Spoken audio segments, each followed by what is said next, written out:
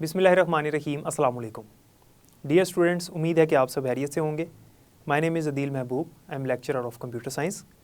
आज की इस वीडियो में हमने first year computer science chapter number 1 का जो टॉपिक है कीबोर्ड और उसकी कीज़ वो डिस्कस करनी है। लेक्चर नंबर 5 है हमारा, जबकि लेक्चर नंबर 4 में हमने कीबोर्ड और उसकी कुछ कीज़ डिस्कस कर ली हैं और आज जो चंद कीज़ बाकी हैं वो डिस्कस करेंगे और इसके साथ हमने पॉइंटिंग डिवाइसेस वाला टॉपिक भी स्टार्ट करना है। आपको याद होगा हमने कीबोर्ड की कीज़ डिस्कस की थी और उनमें हमने एस्केप की, कैप्स लॉक, टैब की, एंटर की, कंट्रोल, शिफ्ट, ऑल्ट, डिलीट और बैकस्पेस की, इसके अलावा फंक्शन कीज़ को भी डिस्कस कर लिया था। आज हम रिमेनिंग कीज़ को डिस्कस करेंगे, जिनमें सबसे पहली की हमारे पास आती है होम की। स्टूडेंट्स, दो ये कीज़ हैं, दोनों का एक दूसरे से रिलेटेड काम है। एक होम की होती है और एक एंड की होती है।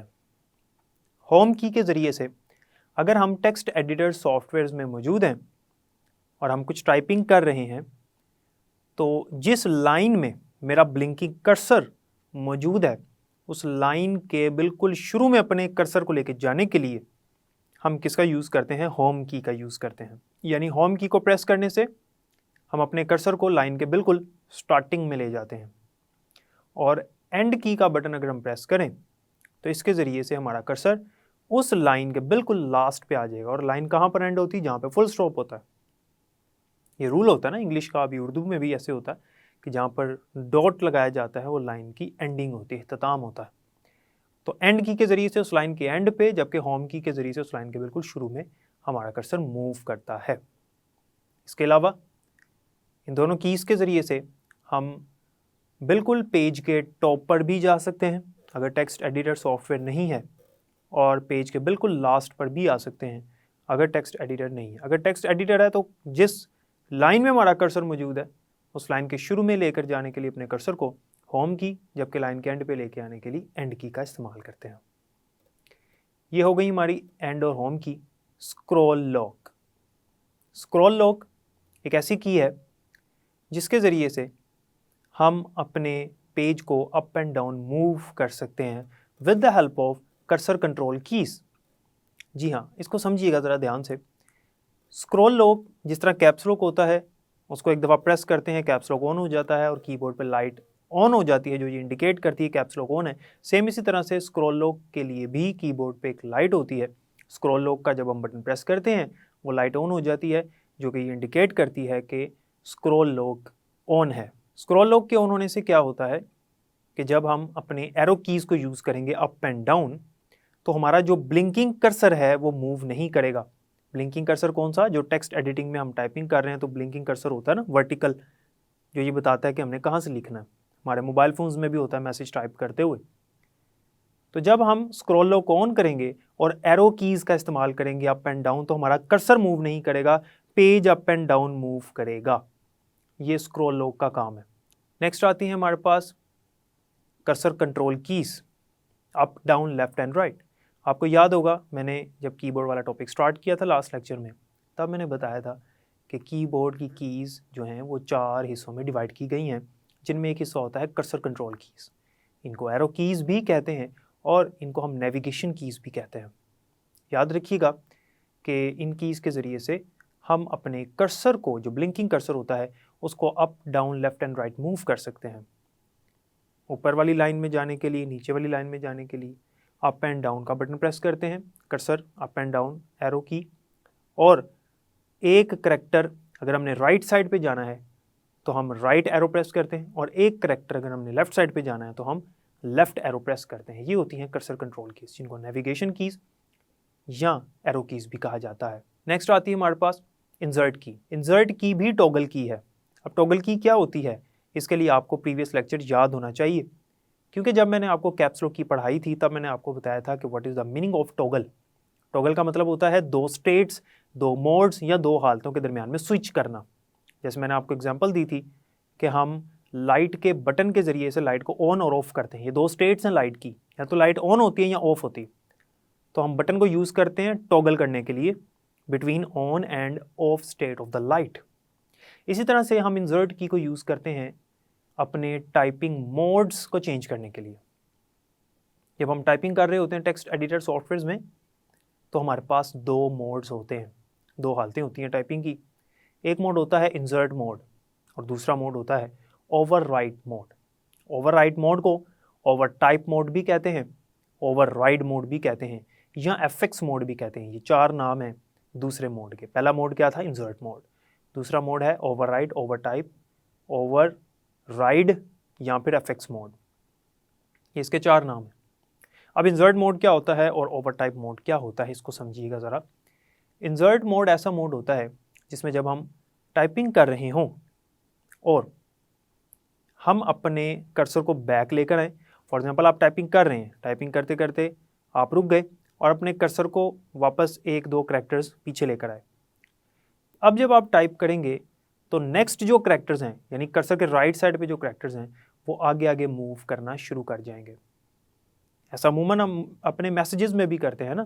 जब हम अपने मोबाइल से मैसेज टाइप कर रहे होते हैं तो मैसेज लिखते हुए कोई वर्ड मिस हो जाए तो हम पीछे अपने कर्सर को लेके आते हैं और फिर वो वर्ड वहाँ पे लिखते हैं। तो नेक्स्ट जो करैक्टर्स हैं, जो वर्ड्स हैं जो हम पहले लिख चुके थे, वो आगे आगे शिफ्ट होना शुरू हो जाते हैं। ये टाइपिंग का मोड कहलाता है इंसर्ट मोड। अच्छा, अगर हम ओवरराइट मोड में होंगे तब क्या होगा? तब हम अपने कर्सर को जब पीछे लेकर आएंगे, अब जब हम कुछ टाइप करेंगे तो जो नेक्स्ट यानी राइट साइड पे जो करैक्टर्स मौजूद हैं वो मूव नहीं करेंगे, बल्कि वो ओवरराइट होना शुरू हो जाएंगे। जैसे आपके कैलकुलेटर में होता है, अगर आप अपने कर्सर को पीछे लेकर आते हैं और लिखते हैं कुछ, तो अगला जो करैक्टर है वो खत्म हो जाता है, उसकी जगह नया करैक्टर आ जाता है। इसे कहते हैं ओवरराइट मोड। कि नेक्स्ट जो करैक्टर्स हैं कर्सर के राइट साइड पे जो करैक्टर्स हैं वो आगे मूव नहीं होते, आगे शिफ्ट नहीं होते, बल्कि ओवरराइटिंग शुरू हो जाती है। जबकि इंसर्ट मोड में क्या होता है कि नेक्स्ट करैक्टर्स जो हैं वो आगे आगे शिफ्ट होते चले जाते हैं। तो इन दोनों मोड्स में टॉगल करने के लिए हम इंसर्ट की का इस्तेमाल करते हैं। अगर हम इंसर्ट मोड में हैं, इंसर्ट का बटन प्रेस करेंगे तो हम ओवरराइट मोड में चले जाएंगे, और अगर हम ओवरराइट मोड में हैं तो इंसर्ट का बटन प्रेस करने से हम दोबारा से इंसर्ट मोड में आ जाएंगे। उम्मीद है कि इंसर्ट की आपको समझ आ गई होगी। नेक्स्ट हमारे पास आती है पॉज की। पॉज की के ज़रिए से हम स्क्रीन पे अगर कुछ भी चल रहा है, कोई स्पीडीली कोई टेक्स्ट गुजर रहा है या कुछ भी स्क्रीन पे रन हो रहा है, अमूमन हम गेम्स में इसको यूज़ करते हैं, तो उसको कुछ देर के लिए रोकने के लिए, स्टॉप करने के लिए, कुछ देर के लिए हम पॉज का बटन प्रेस कर देते हैं। वो चीज़ वहाँ पर रुक जाती है स्टिल। अगर आपने कुछ रीड करना हो तो हम रीड कर सकते हैं। तो पॉज का बटन जो है वो कुछ देर के लिए उसको स्टॉप करने के लिए इस्तेमाल होता है स्क्रीन पे, अगर कोई भी चीज़ चल रही है, रनिंग में है, स्पीडीली गुजर रही है। और लास्ट पे हमारे पास आती है प्रिंट स्क्रीन। प्रिंट स्क्रीन की जो की है या प्रिंट स्क्रीन का जो बटन होता है कीबोर्ड पे, इसको प्रेस करने से ऑन द स्क्रीन जो कुछ हमें नज़र आ रहा है उसकी एक कॉपी हो जाती है, और प्रिंट स्क्रीन का बटन प्रेस करने से इस तरह से होगा। तो ये कीबोर्ड की कीज़ थी जिसमें हमने सारी कीज़ एक एक करके वन बाय वन डिस्कस की। इन सब की जो डिस्कशन है वो आपने याद रखनी है कि किस की से क्या काम होता है। हमने कीबोर्ड की जितनी कॉमनली यूज्ड कीज़ हैं जो ज़्यादातर इस्तेमाल होती हैं वो हमने पढ़ ली हैं, और इनको यूज़ करने से हम एफिशिएंटली वर्क कर सकते हैं बगैर माउस को यूज़ किए। यानी बार बार आप माउस को यूज़ कर रहे हैं ये काम करने के बजाय आप कीबोर्ड से ही सारे काम ईजिली कर सकते हैं। इससे आपका टाइम बच जाएगा। इसे कहते हैं एफिशिएंट वर्क। तो उम्मीद है कि कीबोर्ड का टॉपिक आपको समझ आया होगा। डियर स्टूडेंट्स, नेक्स्ट जो टॉपिक है हमारा वो है पॉइंटिंग डिवाइसेस का। पॉइंटिंग डिवाइसेस ऐसी डिवाइसेस होती हैं जिनके ज़रिए से स्क्रीन पे जो कर्सर होता है हमारा, हम उसको मूव करते हैं, कंट्रोल करते हैं, उसको मैनेज करते हैं। फिर बता रहा हूँ, पॉइंटिंग डिवाइसेस के ज़रिए से स्क्रीन पे जो कर्सर है, या जिसे हम पॉइंटर भी कहते हैं, जो एरो आपको नज़र आता है वाइट कलर का, या अमूमन कई लोग उसको ब्लैक भी कर लेते हैं, उस कर्सर को या उस पॉइंटर को कंट्रोल करने के लिए हम इस्तेमाल करते हैं पॉइंटिंग डिवाइसेस का। जो पुराने माउस हुआ करते थे उनके नीचे एक रोलिंग बॉल होता था जिसको फ्लैट सरफेस के ऊपर हम मूव करते थे। यानी माउस को हम जब मूव करेंगे जिस डायरेक्शन में, स्क्रीन पे जो हमारा कर्सर है वो उसी डायरेक्शन में मूव करेगा। नंबर 1 इज़ लेफ़्ट क्लिक, जो लेफ़्ट साइड पे मौजूद होता है, और एक नंबर 2 पे राइट क्लिक होता है जो राइट साइड पे मौजूद होता है। आज जो माउस है हमारे पास वो बॉल वाले नहीं हैं, उनके नीचे बॉल नहीं होता, उनको कहा जाता है ऑप्टिकल माउस। आज के माउस के नीचे एक लेज़र लाइट होती है, लेज़र बीम होती है, जिसके लिए सरफेस का फ्लैट होना ज़रूरी नहीं है। उसको हम अपनी लैब पर भी मूव कर सकते हैं तो वो काम करेगा। कुछ माउस ऐसे होते हैं जिनके ऊपर एक स्क्रॉल बटन भी होता है जिसके ज़रिए से हम पेज को अप डाउन कर सकते हैं। स्क्रीन पे आपको जैसे कि पहले भी माउस दिखा दिया गया है, मैंने आपको बॉल वाला माउस भी दिखाया, और अब आपको जो माउस नज़र आ रहा है ये ऑप्टिकल माउस है, और इसमें भी कुछ माउस में स्क्रॉल बटन आता है और कुछ में नहीं आता। और ये जो ऑप्टिकल माउस हैं ये आज वायरलेसली भी काम करने वाले मौजूद हैं मार्केट में। नेक्स्ट हमारे पास जो पॉइंटिंग डिवाइस है वो है track ball. Students, track ball mouse की तरह काम करने वाली डिवाइस है, लेकिन इसको कहा जाता है upside down mouse. Upside down mouse का मतलब है उल्टा माउस। इसको उल्टा माउस इसलिए कहा जाता है क्योंकि माउस के नीचे बॉल होता था, जो ओल्ड माउस की बात कर रहा हूँ, और इसके ऊपर बॉल होता है। यानी आप समझ लें कि माउस को उल्टा कर दिया आपने, बॉल ऊपर आ गया। माउस को यूज़ करने के लिए आपको माउस को मूव करना पड़ता था। ट्रैक बॉल को यूज़ करने के लिए ट्रैक बॉल को मूव करने की ज़रूरत नहीं है। इसके ऊपर जो लगा हुआ बॉल है उसको आप अपनी फिंगर से, अपने थंब से या अपने पाम से यानी हथेली से मूव कर सकते हैं। ट्रैक बॉल अपनी जगह पर स्टिल रहेगा, उसका सिर्फ बॉल मूव होगा। ये माउस की तरह नहीं है कि इसको मूव करें। माउस एक मूवेबल डिवाइस है, जबकि ट्रैक बॉल एक स्टेशनरी डिवाइस है। ये बड़ा इंपॉर्टेंट एमसीक्यू है। स्टेशनरी डिवाइस इसलिए कहा जा रहा है इसको क्योंकि ये साकिन है। स्टेशनरी का मतलब होता है साकिन। अच्छा, इंग्लिश में दो स्टेशनरी हैं। एक होता है स्टेशनरी जिसमें एन के बाद ई आता है, और एक होता है स्टेशनरी जिसमें एन के बाद ए आता है। और जिसमें एन के बाद ई आता है वो जैसे हमारी स्टेशनरी शॉप्स होती हैं उनके लिए वो स्टेशनरी का वर्ड यूज़ होता है। ये जो स्टेशनरी है इसमें एन के बाद ए आता है, स्टेशनरी NARY। इसका मतलब होता है साकिन, स्टिल अपनी जगह पर ठहरे रहने वाली चीज़। तो ट्रैक बॉल जो है वो एक स्टेशनरी डिवाइस है। माउस के मुकाबले में इसको मूव करने की ज़रूरत नहीं पड़ती। माउस को हमें मूव करना पड़ता है, वो एक मूवेबल डिवाइस है। उसको मूव किए बगैर हम इस्तेमाल नहीं कर सकते, लेकिन इसको बगैर मूव किए हम इस्तेमाल करते हैं। हमारा हाथ, हमारी फिंगर, हमारा थंब तो मूव करेगा, लेकिन ये खुद मूव नहीं करेगा।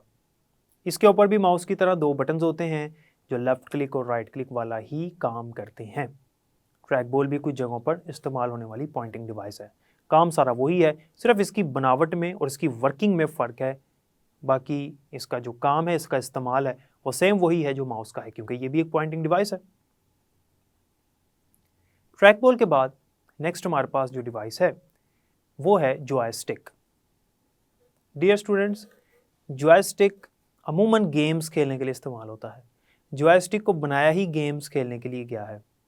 जॉयस्टिक के ऊपर एक लिवर होता है जिसे आम रूटीन में बच्चे हैंडल भी कहते हैं, जिसको मूव करके हम स्क्रीन पे गेम खेलने के लिए जो हमारा प्लेयर है उसको मूव करते हैं, उसकी पोजीशन को मूव करते हैं। और इसके साथ कुछ बटन्स होते हैं जिनको ट्रिगर करने से यानी जिनको प्रेस करने से हम स्क्रीन पे जो प्लेयर है उसकी मूवमेंट को कंट्रोल कर सकते हैं। अब सवाल ये है कि जॉयस्टिक तो गेम्स खेलने के लिए इस्तेमाल किया जाता है, लेकिन पॉइंटिंग डिवाइसेस में इसको क्यों लिखा गया? और इस मकसद के लिए जॉयस्टिक इस्तेमाल होता है। इसके लिवर को यूज़ करते हुए हम स्क्रीन पे जो हमारा ब्रश है, जो ब्रश टूल है, उसको हम मूव कर सकते हैं इसके लिवर के ज़रिए से, और बटन्स के ज़रिए से डिफरेंट ऑपरेशंस परफॉर्म कर सकते हैं। इसलिए इसको पॉइंटिंग डिवाइस में रखा गया, क्योंकि उस टाइम पे जब हम कुछ चीज़ ड्रॉ कर रहे होंगे स्क्रीन पे, तो उस टाइम पे जो हमारा कर्सर होगा, जो ब्रश होगा, वो as a cursor, as a pointer react करेगा। तो उसको मूव करने के लिए हम जॉयस्टिक का इस्तेमाल करें, इसलिए joystick sometimes as a pointing device भी इस्तेमाल होती है। उम्मीद है कि जॉयस्टिक की भी समझ आ गई होगी। और नेक्स्ट हमारे पास जो पॉइंटिंग डिवाइस है that is called pointing stick. Pointing stick आपने देखी होगी, आजकल इतनी ज़्यादा इस्तेमाल नहीं होती, रेयर है, लेकिन आज भी कुछ लैपटॉप्स में मौजूद होती है। पॉइंटिंग स्टिक लैपटॉप्स के कीपैड में मौजूद होती है, और ये चूँकि पॉइंटिंग डिवाइस है यानी इसके ज़रिए से भी स्क्रीन का जो कर्सर है उसको हम कंट्रोल करते हैं, मूव करते हैं। Dear students, pointing stick pencil के इरेज़र की तरह होती है।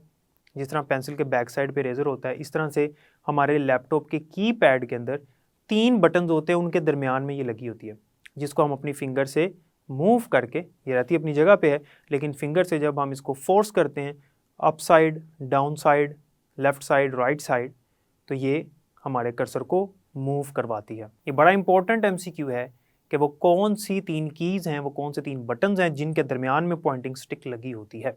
तो याद रखिएगा कि G, H और B, इन 3 बटन्स के दरमियान में पॉइंटिंग स्टिक मौजूद होती है, और इसी तरह से लैपटॉप के कीपैड के बिल्कुल नीचे, जिस तरह हमारे टच पैड के नीचे लेफ़्ट और राइट क्लिक के 2 बटन्स होते हैं, उसके भी होते हैं, तो हम इसके ज़रिए से उसको कंट्रोल कर सकते हैं। टच पैड बाद में आया था, शुरू में जब लैपटॉप्स बनाए गए थे तो उनके अंदर पॉइंटिंग स्टिक ही हुआ करती थी, और आज भी आती है, क्योंकि टच पैड अमूमन ख़राब हो जाते हैं तो उसके अल्टरनेट के तौर पे उन्होंने पॉइंटिंग स्टिक को रखा हुआ है। उम्मीद है कि पॉइंटिंग स्टिक की भी समझ आ गई होगी और इसमें जो एमसीक्यू बताया वो भी आपको समझ आ गया होगा। तो स्टूडेंट्स, आज के लेक्चर में हमने क्या पढ़ा?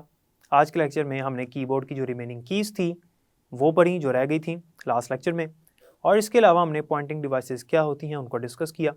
पॉइंटिंग डिवाइसेस में हमने माउस, ट्रैक बॉल, इसके अलावा जॉयस्टिक, और जो चौथी पॉइंटिंग डिवाइस हमने पढ़ी है वो है पॉइंटिंग स्टिक। 4 हमने पॉइंटिंग डिवाइसेस पढ़ ली हैं, 5 अभी रिमेनिंग हैं जो कि इंशाल्लाह नेक्स्ट लेक्चर में हम डिस्कस करेंगे। उम्मीद है कि हर चीज़ आपको क्लियर हो गई होगी और अच्छे से समझ आई होगी। बुक्स रीड कीजिएगा और इसको याद कीजिएगा। अल्लाह ताला आप सबका हामी नासिर हो। अपना बहुत ख्याल रखिएगा। अल्लाह हाफ़िज़।